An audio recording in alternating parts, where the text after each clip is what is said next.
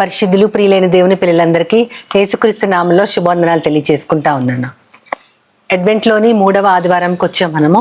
గత 2 ఆదివారాలు కూడా దేవుని రాక గురించి, ఆయన వచ్చే ముందు జరిగే సంగతుల గురించి, ఆ తర్వాత పత్రికా వాక్య భాగంలో మనము ఏ రీతిగా ఆయన వెలుగుని ఇతరులకు అందించే విధంగా ఎలా ఉండాలి, అదంతా కూడా ఆ నెరవేర్పంతా కూడా మనము వాక్య భాగాల్లోంచి చూసాము. ఇప్పుడైతే ఈ 3వ ఆదివారం కోసం దేవుడు సిద్ధపరిచిన లేఖనాలు, పాత నిబంధన లేఖనము మలాకీ గ్రంథము 3వ అధ్యాయము 1 నుంచి 6 వచనాలు ఇచ్చారు. అందులో డైరెక్ట్ గా దేవుడైన యెహోవా తన ప్రవక్త ద్వారా మాట్లాడుతూ ఉంటారు. ఏమని మాట్లాడుతూ ఉంటారంటే, నేను నా మార్గము సిద్ధపరచడానికి ముందుగా ఒక దూతను పంపిస్తాను అని చెప్తారు. అది మొదటి వచనం. ఆ తర్వాత ఆయన మీరు కోరుచున్న ప్రభువు అని అంటారు.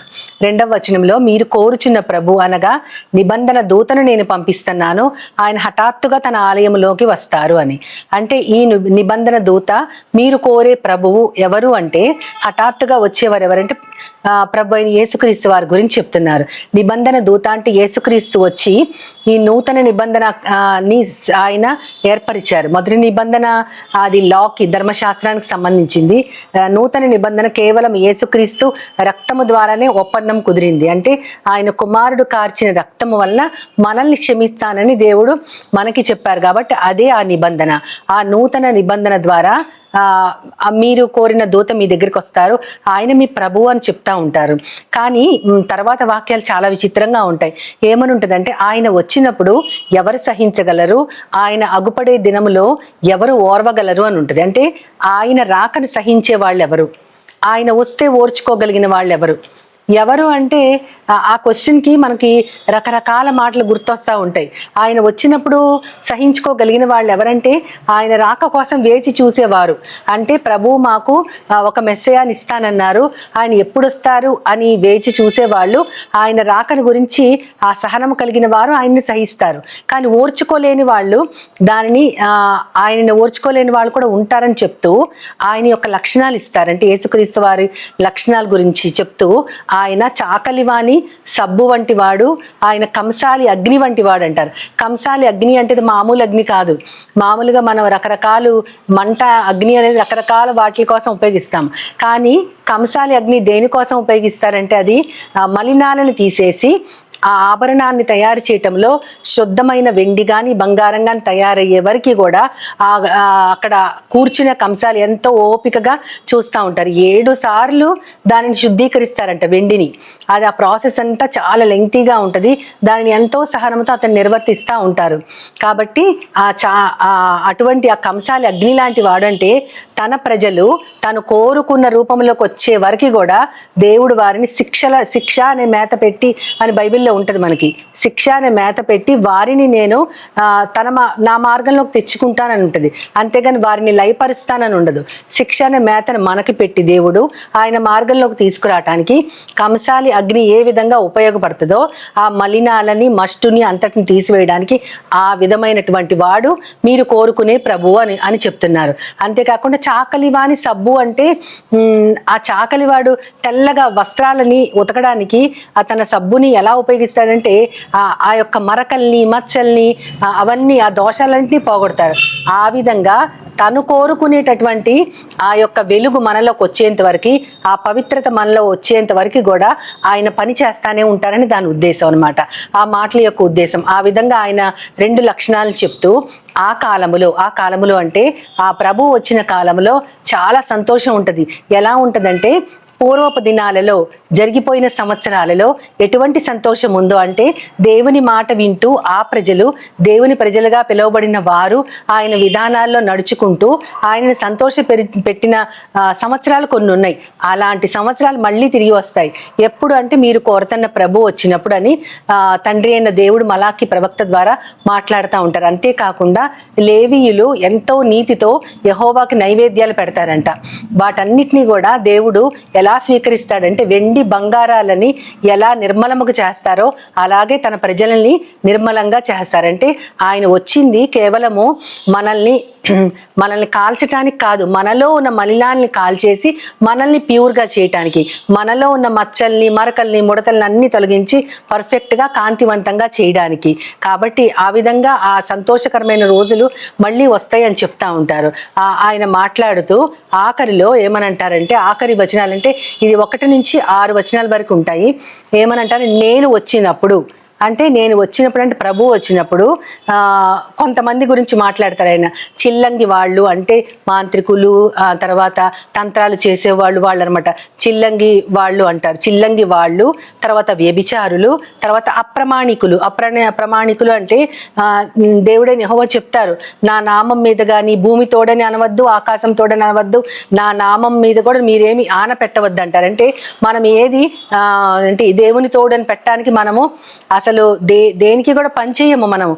ఎందుకంటే భూమి తోడు అనకూడదు, ఎందుకంటే అది దేవుని యొక్క పాదపీఠము. ఆకాశము తోడు అనకూడదు, ఎందుకంటే అది ఆయన సింహాసనము. అది అంటే యెహోవా తోడు అనకూడదు. ఆ తర్వాత యెరూషలేము తోడు అనకూడదు, అది మహారాజు పట్టణం. దేనిని ప్రమాణం చేసుకోకూడదు. కాబట్టి అలాంటి ప్రమాణాలు చేసే వాళ్ళ మీద, చిల్లంగి వాళ్ళ మీద, వ్యభిచారుల మీద, అప్రమాణికుల మీద, అంతేకాకుండా కూలి వాళ్ళకి కూలి బిగబెట్టే వాళ్ళ మీద, అన్యాయంగా కూలి బిగబట్టే వాళ్ళ మీద, ఆ తర్వాత పరదేశుల్ని బాధించేవారు, తండ్రి లేని వారిని, విధవరాల్ని బాధించే వారి విషయంలో కూడా నేను వాళ్ళ మీద దృఢముగా సాక్ష్యము పలుకుతాను అని ఉంటుంది. అంతేకాకుండా ఆఖరి వచనం 6వ వచనం ఏముంటుందంటే, యెహోవానైన నేను మార్పు లేని వాడను కాబట్టే మీరు లయము కాకుండా ఉన్నారు, మీరు నిర్మూలం అవ్వలేదని ఇశ్రాయేలు వారితో మాట్లాడుతూ ఉంటారు. ఆయన తనకి ముందుగా ఒక దూతని పంపిస్తానని చెప్తున్నారు. తన కుమారుణ్ణి అంటే వాళ్ళు కోరుకున్న ప్రభువుని పంపిస్తాను అని చెప్తున్నారు. ప్రభు యొక్క లక్షణాలు చెప్పారు. అంతేకాకుండా ఆ దినాలలో ఎంతో సంతోషం ఉంటుందని చెప్తున్నారు. తర్వాత కొన్ని కేటగిరీస్ ఆఫ్ పీపుల్ని చూపించి వాళ్ళ మీద నేను సాక్ష్యం పలుకుతాను అని అంటున్నారు. అట్లాంటి సాక్ష్యం దేవుడు మన మీద పలకకుండా ఆయనకి ఇష్టం లేని లక్షణాలని మనము వదిలించుకోవడానికి యేసుక్రీస్తు వారు ఒక అగ్నిలాగా మన దగ్గరికి వస్తున్నారన్నమాట. అందుకని నేను మార్పు లేని వాడిని, నేను ఏం చెప్తాను అది నెరవేరుస్తాను కాబట్టి నేను ఆ విషయాలను నెరవేరుస్తాను. అందుకనే మీరు ఇంకా నిర్మూలన కాకుండా ఉన్నారు. ఎంత అర్థం ఉందంటే అందుట్లో, నేను మీ యొక్క అపవిత్రతని పోగొడతాను, మీ యొక్క మచ్చల్ని ముడతల్ని అన్నిటినీ పోగొడతాను, కానీ మిమ్మల్ని మాత్రం నాశనం చేయను. కానీ సాక్ష్యం పలుకుతాను. ఎవరి మీద అంటే మళ్ళీ మనకు ఆ 3 కేటగిరీస్ పీపుల్ మీద, మనం చెప్పిన వాళ్ళ మీద దేవుడు సాక్ష్యం పలుకుతాడు. కానీ మనల్ని మాత్రం అంటే ఆయన ఇచ్చిన ఒక నిబంధన ప్రకారం వచ్చే యేసుక్రీస్తు వలన మనల్ని నిర్మూలం చేయకుండా, మనల్ని అంటే అక్కడ ఆయన ఇశ్రాయేలు జనాంగంతో మాట్లాడుతున్నారు కాబట్టి అక్కడ వారికి, ఇప్పుడు మనకి. కాబట్టి ఎవరు కూడా నిర్మూలం కాకుండా ఆయన ప్రతి వారిని కూడా పర్ఫెక్ట్ షేప్లో ఆయన మౌల్డ్ చేసుకోవడానికి తన కుమారుణ్ణి ఈ లోకానికి పంపించారని మలాకి ప్రవక్త ద్వారా చెప్తా ఉన్నారు. అదే గనక మనము లూకాసు వార్త, సువార్తలలో చూసుకుంటే లూకాసు వార్త 1వ అధ్యాయంలో 39వ వచనం నుంచి 56వ వచనం వరకు చాలా స్పష్టంగా కొన్ని లక్షణాలు రాసి ఉంటాయి. దేవుని లక్షణాలు అంటే దేవుని కుమారుని యొక్క లక్షణాలు. కానీ అది చెప్పినది మాత్రం, ఆ లక్షణాలు చెప్పింది మాత్రం మరియమ్మ. అయితే ఆ 39వ వచనంలో ఏమని ఉంటుందంటే, మరియమ్మ లేచి కొండ ప్రాంతాలకు, అక్కడ ఎలిజబెత్ గర్భము దాల్చి ఉన్నది అన్న విషయం దూత ఆమెకి తెలియచేసినప్పుడు ఆమె లేచి తన బంధువు కాబట్టి ఎలిజబెత్ని చూడడానికి మరియమ్మ వెళ్తుంది. వెళ్ళినప్పుడు ఆమెను కనుగొని ఆమెకి వందనం చేస్తుంది. వందనం చేయగానే ఎలిజబెత్ అప్పటికి ఆమెకి 6వ మాసం వచ్చి ఉంటుంది. తన కడుపులోని శిశువు గంతులు వేస్తాడనమాట ఆనందంతో. అప్పుడు ఆమె పరిశుద్ధాత్మతో నిండుకొనినదై కొన్ని మాటలు మరియమ్మ గురించి మాట్లాడుతుంది. ఏమని అంటదంటే, స్త్రీలలో నీవు ఆశీర్వదింపబడిన దానవు, అందరూ నిన్ను ధన్యురాలంటారు అని చెప్తూ, నువ్వు నాకు వందనం పలకగానే నా ప్రభు తల్లి నా దగ్గరికి ఎలా వచ్చింది అని అంటారు. నా ప్రభు అంటే యేసుక్రీస్తు, ఆమె పరిశుద్ధాత్మతో నిండి ఈ మాటలు పలుకుతుంది. అప్పటికి యేసుక్రీస్తు పుడతాడని, ఆయనే సర్వజనావళికి రక్షకుడని ఆమెకి ఏం తెలియదు. కానీ పరిశుద్ధాత్మ దేవుడు ఆమెతో పలికించారు ఈ మాటలు. నా ప్రభు తల్లి నా దగ్గరికి ఎలా వచ్చింది, నా దగ్గరికి రావటం ఎలా ప్రాప్తించింది అని మాట్లాడుతూ ఉంటుంది ఆమె. నువ్వు అందరికంటే ధన్యురాలు అంటారు, నువ్వు స్త్రీలలో ఆశీర్వదించబడిన దానివి అని చెప్తూ, నీ శుభవచనం వినగానే నా శిశువు, నా కడుపులోని శిశువు గంతులు వేశాడని చెప్తుంది ఆమె. అప్పుడు మరియ కొన్ని మాటలు మాట్లాడుద్ది. ఏమనంటే తన పరిస్థితి గురించి చెప్పుకుంటుంది. ఏమని అంటే, నేను నిజంగానే అందరూ నన్ను ధన్యురాలంటారు, ప్రభువు నా దీనస్థితిని కటాక్షించారు, నా ప్రాణము ప్రభువుని గణపరచుచున్నది అని ఆమంటది. అంతేకాకుండా నా ఆత్మ ప్రభు యందు ఆనందిస్తూ ఉంది, సర్వశక్తిమంతుడు నాకు గొప్ప కార్యాలు చేసెను అని అంటది ఆమె. అని చెప్తూ అప్పుడు ఆయన నామము పరిశుద్ధము అంటది. ఆయన నామం అంటే తండ్రి అయిన దేవుని నామము పరిశుద్ధం. ఇక్కడ మరియమ్మ పరిశుద్ధాత్మతో నిండి చెప్పట్లేదు. ఆమె దూత తనకు తెలియజేసిన మాటల్ని బట్టి నా దీనస్థితిని కటాక్షించారని చెప్తూ, నా ప్రభువు నా ప్రాణం ప్రభువుని గణపరుస్తుంది, సర్వశక్తిమంతుడు నాకు గొప్ప కార్యాలు చేశారు, ఇది మొదలుకొని ప్రజలందరూ నన్ను, అన్ని తరముల వారు నన్ను ధన్యురాలని అంటారని ఆమె చెప్తూ ఉంటది. చెప్తూ అప్పుడు ఆయన నామము పరిశుద్ధము అంటది. ఆ పరిశుద్ధమైన నామాన్ని బట్టి ఆయన లక్షణాలని చెప్తుంది. ఆయన లక్షణాలు ఏంటంటే, ఆయన తన పట్ల భయభక్తులు కలవారి ఎడల చాలా తరాలు, అనేక తరాల వరకు ఆయన కనికరము చూపుతారు. అంతేకాకుండా తన బాహువుతో పరాక్రమము చూపుతారు. యెహోవా దేవుని బాహువు ఎవరు? ఆయన యేసుక్రీస్తు వారే. ఆ బాహువుతో ఆయన ప్రజలందరినీ రక్షించారంటే యెహోవా దేవుని యొక్క దక్షిణ హస్తము, బాహువు అని ఎక్కడ చెప్పినా సరే అది యేసుక్రీస్తు వారే. కాబట్టి తన బాహువుతో పరాక్రమము చూపెను అని చెప్తూ, గర్విష్ఠుల హృదయములో వారి ఆలోచనలను ఆయన చెదరగొట్టినని ఉంటది. గర్విష్ఠుల హృదయములో వారి ఆలోచనలు చెదరగొట్టే దేవుడు. ఆయన నామం పరిశుద్ధమని మొదలు పెడుతూ ఆయన యొక్క లక్షణాలు చెప్తూ గర్విష్ఠుల ఆలోచనలు ఆయన చెదరగొడతాడు. అంతేకాకుండా సింహాసనముల నుండి బలవంతులను ఆయన పడద్రోస్తాడు. అంటే మనము దాని తర్వాత యేసుక్రీస్తు పుట్టుక, ఆ తర్వాత హేరోదు గురించి చెప్పుకుంటాం. హేరోదు తన యొక్క సింహాసనం ఎక్కడ యేసుక్రీస్తు వారిచే ఆక్రమించబడుతుందో, తన వంశంలోంచి వచ్చేవారు రాజు అవ్వాలి కానీ రాజుగా పుట్టినవాడు ఎక్కడా అని జ్ఞానులు వెతుక్కుంటూ వచ్చేసరికి ఈయనకు కూడా తన సింహాసనం కదిలిపోద్దేమో అని భయమేసింది. అందుకని ఆయనని చంపడానికి, అంటే యేసుక్రీస్తు వారిని చంపడానికి తన మనసులో ఒక పథకం రూపుదిద్దించుకుంటాడు. కానీ ప్రభువు సర్వజ్ఞాని కాబట్టి ఆయన జ్ఞానుల్ని మార్గము తప్పించి వేరే దారి ద్వారా వాళ్ళని తీసుకెళ్ళిపోతాడు. కాబట్టి అక్కడ సింహాసనం మీద నుంచి బలవంతుల్ని ఆయన పడద్రోస్తాడు. అంతేకాకుండా ఆకలి కొనిన వారిని తృప్తిపరిచి మంచి పదార్థాలను ఇస్తారు, ధనవంతుల్ని ఒట్టి చేతులతో పంపివేస్తారని ఉంటది.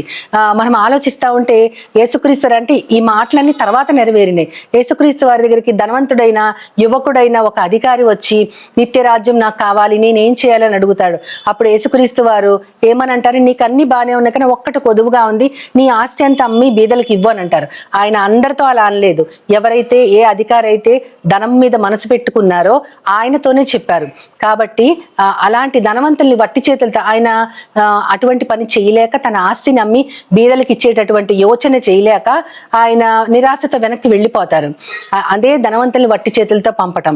అంతేకాకుండా ఆకలి కొనిన వారిని మంచి పదార్థాలతో తృప్తిపరచడం. అంటే 5,000 మందికి పైగా పురుషులు, తర్వాత స్త్రీలు, పిల్లలు, వీరందరికి కూడా ఆయన ఆహారం పంచిపెట్టిన విధానం మనకు తెలుసు. అంతేకాకుండా ఆకలి కొనిన వారికి ఆహారం అంటే ఎవరైతే వాక్యం కోసము ఆకలిగొని ఉంటారో వారిని ఖచ్చితంగా దేవుడు తృప్తిపరుస్తారు. లోకంలో ఎన్నో ఉంటాయి మనకి సంతోషాన్ని కలిగించేవి, కానీ మనము మాత్రము శాశ్వత జీవాన్ని ఇచ్చే దేవుని వైపు చూడగలిగితే ఖచ్చితంగా ఆయన మనల్ని సంతృప్తి పరుస్తారు. ఈ లోకంలో ఎటువంటి పరిస్థితులైనా మనం ఎదుర్కోవచ్చు, ఎన్ని వేదనలైనా మనకు ఉండొచ్చు, చూడటానికి ఒకలాగా లోపలికి ఒకలాగా ఉండొచ్చు, కానీ మన కళ్ళు మాత్రం దేవుని వాక్యం మీద నుంచి మన దృష్టి తొలగిపోకుండా ఉండగలిగితే ఆయన ఖచ్చితంగా మనల్ని సంతృప్తి పరుస్తారు.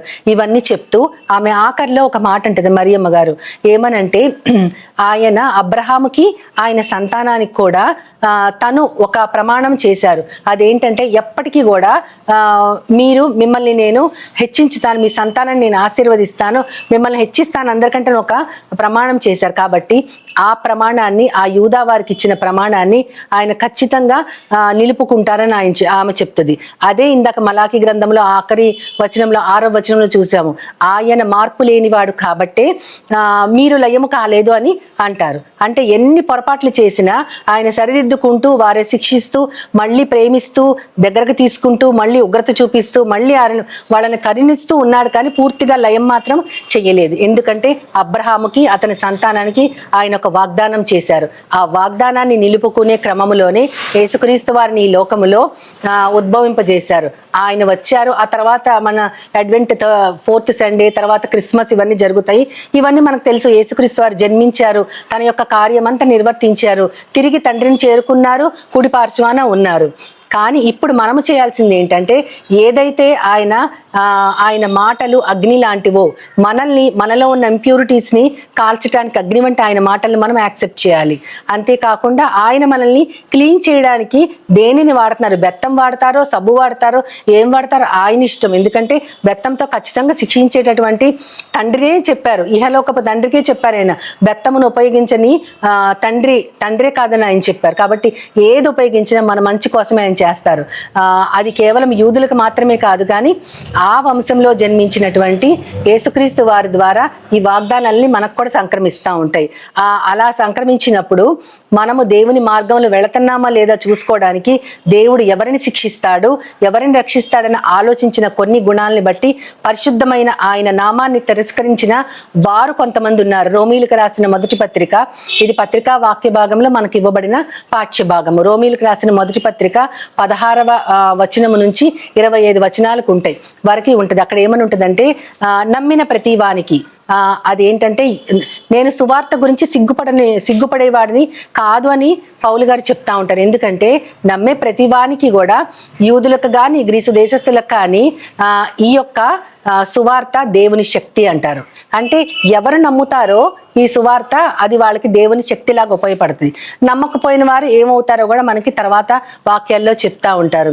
అక్కడ ఆయన ఏం చెప్తా ఉంటారంటే, దుర్నీతి చేత సత్యాన్ని అడ్డగించే సమస్త మనుషుల యొక్క భక్తిహీనత మీదను, ఆ దుర్నీతి మీద కూడా దేవుని యొక్క ఉగ్రత పరలోకం నుంచి బయలుపరచబడుతుందంట. అంటే దుర్నీతి చేత సత్యాన్ని అడ్డగిస్తున్నారంట. అంటే వాళ్ళకున్న నీతి చెడ్డ నీతి. ఆ చెడ్డ నీతితో సత్యవంతుడైన దేవుడు చెప్పిన మాటల్ని, సత్య మార్గాన్ని ఎవరైతే తిరస్కరిస్తారో వాళ్ళ మీద, ఆ భక్తిహీనత మీద, ఆ దుర్నీతి మీద కూడా దేవుడు తన ఉగ్రతని పరలోకం నుంచి బయలుపరుస్తున్నారంట. అలా బయలుపరచడానికి కారణం ఏంటో కూడా కింద చెప్తా ఉంటారు. ఏంటంటే దేవునికి కొన్ని అదృశ్య లక్షణాలు ఉన్నాయని చెప్తారు. అదేంటంటే నిత్య శక్తి.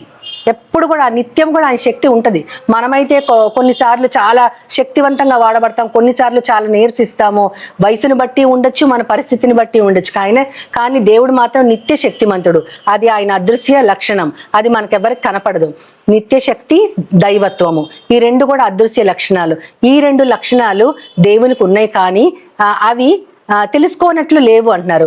తెలియశక్యమైనది మాత్రమే మనుషుల మధ్య విశదపరచబడింది. విశదపరచబడటం అంటే క్లియర్ కట్గా దేవుడు వాళ్ళకి చూపిస్తున్నాడు, ఇది నా నిత్య శక్తి, ఇది నా దేవత్వము. ఇది తెలిసి కూడా దేవునిని ఎరిగి కూడా దేవునిని మహిమపరచట్లేదంట కొంతమంది. ఎవరంటే దుర్నీతి చేత సత్యాన్ని అడ్డగించే మనుషులు ఉన్నారు. వాళ్ళు దేవుని యొక్క అదృశ్య లక్షణాలు కొన్ని ఉన్నాయి, బయటపడుతున్నాయి. తెలుస్తున్నా కూడా వారు దాన్ని లక్ష్యం చేయకుండా దేవునిని మహిమపరచలేదు, ఆయనకు కృతజ్ఞతాస్తుతులు కూడా చెల్లించలేదు. కానీ తమ వాదాలలో వ్యర్థులేరి అని ఉంటుంది. అంటే దేవుణ్ణి ఎరిగి కూడా ఆయనని మహిమపరచకుండా తమ వాదాలలో కృతజ్ఞతాస్తుతులు కూడా చెప్పలేదు. నువ్వెంత శక్తివంతుడు అయ్యా అని దేవుని యొక్క శక్తిని గుర్తించిన వాళ్ళు, దైవత్వాన్ని గుర్తించిన వాళ్ళు వందనాలు చెప్పాలి దేవుని. కానీ వందనాలు చెప్పట్లేదు, ఆయనని మహిమ కూడా పరచట్లేదు. కానీ వాళ్ళు వాదం చేస్తున్నారంట, వాళ్ళు వాదాలలో వ్యర్థులయ్యారంట. అటువంటి వారిని దేవుడు ఏం చేస్తారో ఆ కింద వచనాలు చెప్తా ఉంటారు. వారు ఇంకోటి కూడా చేస్తున్నారంట. ఏంటంటే వారు దేవుని యొక్క మహిమని మార్చేశారంట. దేనిగా మార్చారంటే మహిమా స్వరూపి అయిన దేవుని యొక్క మహిమని అక్కడ చెప్తా ఉంటారు. అక్షయుడైన దేవునిని క్షయత కలిగినటువంటి మనుష్యుల యొక్క రూపముగా, చతుష్పాదములు గల జంతువుల యొక్క రూపముగా, పురుగుల యొక్క ప్రతిమా స్వరూపముగా మార్చారు. దేవుడనే మన దేవునికి సర్వశక్తిమంతుడు, ఆయనకు ఆత్మ తప్ప రూపము లేదు. అది మనకు ఆజ్ఞలలో ఉంటది కదా, ప్రధానమైన ఆజ్ఞ అది. మనం ఆయనకి ఎక్కడ కూడా ఒక రూపాన్ని మనం సృష్టించుకోకూడదు. కాబట్టి ఇక్కడ వీరేం చేస్తారంటే ఆయన మహిమని ఎవరికి ఆపాదించారు అంటే క్షయమైపోయే మనుషులకు ఆపాదించారంట. అంటే మనిషి ఎప్పటికైనా సరే చావుకు లోనవ్వాల్సిన వాడే. అటువంటి మనుషుల్ని బట్టుకు నువ్వే దేవుడివి, నీకంటే గొప్పవారు లేరని దేవుని యొక్క మహిమంతా వారికి ఆపాదిస్తున్నారు. అదే విధంగా చతుష్పాద జంతువులు, పురుగులు, పక్షులు, వీటన్నిటిని కూడా మహిమా స్వరూపులుగా చేసి, ప్రతిమలుగా చేసి పూజిస్తున్నారంట. అట్టి వాళ్ళని దేవుడు ఏం చేస్తున్నారంటే తర్వాత వచ్చే వచనాలు చాలా భయంకరంగా ఉంటాయి. వారి హృదయములలోని దురాశలను అనుసరించి పరస్పరము ఒకరి శరీరాలని ఒకరు అక్కడ అపవిత్ర పరుచుకునేటట్లు భ్రష్టత్వానికి దేవుడు వాళ్ళని అప్పగించారంట. వారి హృదయంలో కొన్ని దురాశలు ఉన్నాయి. ఆ దురాశల్ని ఆధారంగా చేసుకుని వాటిని అనుసరించి ఒకళ్ళ శరీరాల్ని ఒకళ్ళు అపవిత్ర పరుచుకునేటట్లు భ్రష్టత్వానికి అపవిత్రతకి దేవుడు వాళ్ళని అప్పగించారంట. ఎంత భయంకరంగా ఉంటుందో. ఇప్పుడున్నటువంటి మగవాళ్ళని పెళ్లి చేసుకోవటం, ఆడవాళ్ళని పెళ్లి చేసుకోవటం, ఇదే దేవుడు అప్పుడే పౌలు గారితో చెప్పించారు. ఒకరి శరీరాన్ని ఒకరు అపవిత్ర పరుచుకోవటం అంటే అదే. అట్లాంటి భ్రష్టత్వానికి వారిని అప్పగించారంట. ఇప్పుడు వారు అలా ఎందుకున్నారంటే కారణం దేవుడు అప్పుడే చెప్పారు. వారు దేవుని యొక్క శక్తిని ఎరిగి కూడా దేవుని మహిమని దేవునికి ఆపాదించకుండా మిగతా జంతువులకి, మిగతా పురుగులకి, అంటే ఒక జంతువు శక్తివంతంగా కనపడితే దానిని ఒక దేవుడుగా, ఒక పురుగు ఒక 7-8 రెక్కలు కలిగి చక్కగా రోజంతా ఎగరగలిగితే అదే దేవుడుగా చాలా మంది పూజిస్తా ఉన్నారు. రకరకాలుగా ఆ యొక్క మహిమని మిగతా జంతువులకి వాటికి ఆపాదించిన వాళ్ళని బట్టి దేవుడు వారి శరీరాల్ని అపవిత్రతకు అప్పగిస్తారని ఉంటుంది. అంతేకాకుండా వారు సత్యమును ఎరిగి లేరు కాబట్టి వాళ్ళని దేవుడు దురాశకు అప్పగించడమే కాకుండా వారిని ఆయన ఎప్పటికీ కూడా తన లెక్కలోకి తీసుకోరు. ఎందుకంటే వారు ఎప్పటికీ దేవుని మహిమని గుర్తించలేరు అని ఉంటుంది. ఎందుకంటే సత్యవంతుడైన దేవుని యొక్క మహిమను గుర్తించలేకపోయారు. వారు సృష్టిని పూజిస్తూ సృష్టికర్తని పూర్తిగా మర్చిపోయారు అని ఉంటుంది అక్కడ. ఇప్పుడు మనం ఈ పాఠాల ద్వారా తెలుసుకోగలిగింది ఏంటంటే దేవుని యొక్క కుమారుడు వచ్చినప్పుడు ఆయన చేసే దిద్దుబాటు మొట్టమొదటి మలాకి గ్రంథంలో చూసాము.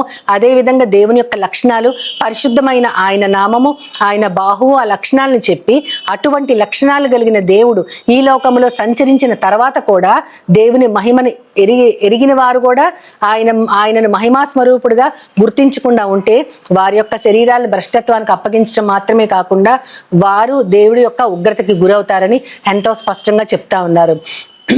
మనకు అనుగ్రహించబడిన శిశువు, మనకి కుమారుడు పుట్టడం, ఇవన్నీ మనం చెప్పుకొని ఈ కంటత వాక్యాలను ఎంతో మనం ఆనందంతో చెప్పుకుంటాం. కానీ ఆయన కేవలము మన కోసం ఈ లోకములో తగ్గించబడి ఆయన రిక్తుడు అవటం మాత్రమే కాదు, కానీ ఈ లోకములో ఆయన ఏ విధానం చూపించారో ఆ సత్యవంతమైన మార్గాన్ని మనము దానిలోంచి తొలగిపోతే ఖచ్చితంగా మనం భ్రష్టత్వానికి గురైపోతాం. కాబట్టి మనం ఒక భయము కలిగి దేవుని నామం పరిశుద్ధమని ఎరిగి ఆయనని సంతోషపరచినట్లుగా ఆయన మన కోసం చేసిన కార్యాలను తలుచుకుంటూ రెండవ రాకడలో ఆయన మనల్ని స్వీకరించినప్పుడు ఆయన అన్నారు కదా మలాకి గ్రంథం ఆఖరి వచనాల్లో ఏమని అంటారు, నేను వచ్చినప్పుడు కొన్ని కేటగిరీస్ పీపుల్ మీద దృఢమైన సాక్ష్యాన్ని పలుకుతానని.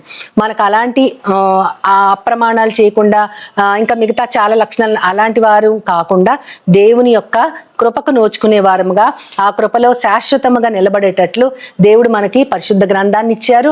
ఆయన వాక్యం మనల్ని తప్పకుండా సంతృప్తి కలిగించుతూ ఆ వాక్యాన్ని చదువుకుంటూ మన జీవితాన్ని సరిదిద్దుకుంటూ ఎంతో మందికి దేవుని ఎరగని వారికి కూడా పరిచయం చేయడానికి మనల్ని మనం ఆ విధంగా ప్రతిష్ఠ చేసుకోవడానికి దేవుని సహాయం కోరుతూ చిన్న ప్రార్థన చేసుకుందాం. ప్రేమ నమ్మకం గల నా ప్రియ పరలోకపు తండ్రి, మేము నీ యొక్క విధానము, నువ్వు ఈ లోకానికి వచ్చి చేసిన దిద్దుబాట్లు ఇవన్నీ చదువుకుంటా ఉన్నాం ప్రవ్వా. నాయన ఈ లోకానికి మీరు రెండవసారి వచ్చినప్పుడు భ్రష్టత్వానికి మేము గురి అవ్వకుండా ఉండేటట్లుగా మమ్మల్ని కంసాలి అగ్ని లాంటి నీ మాటలతో ప్రవ్వా మా యొక్క హృదయాల్ని బద్దలు కొట్టి నీకు ఇష్టమైన విధముగా నువ్వు మలుచుకో ప్రవ్వా.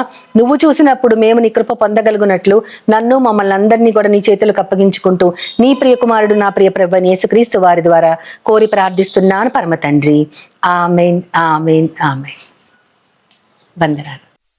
As Jesus now, He's always near.